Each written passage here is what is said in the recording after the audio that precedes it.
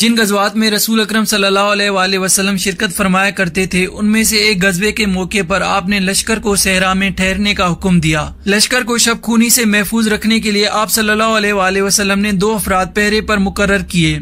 ان میں سے ایک عمار بن یاسر تھے اور دوسرے کوئی اور صحابی تھے۔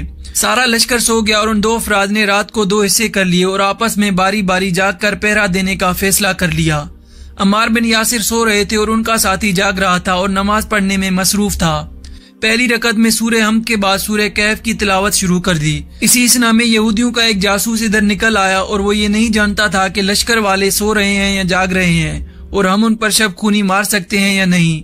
اس جاسوس نے دور سے دیکھا کہ کوئی چیز ستون کی طرح کھڑی ہوئی، لیکن تاریکی کی وجہ سے سمجھ نہیں آ رہا تھا کہ کسی درخت کا تنا ہے یا کوئی انسان ہے۔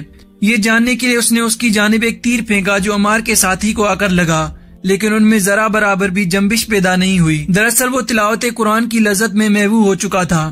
یہودی نے محسوس کیا کہ میرے تیر کا کوئی اثر نہیں ہوا، معلوم نہیں یہ تیر نشانے پر لگا ہے یا نہیں۔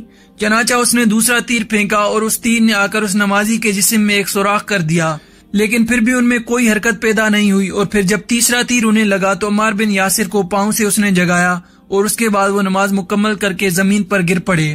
عمار نے پھر تمام مسلمان سپاہیوں کو جگایا اور بالآخر وہ یہودی فرار ہو گیا۔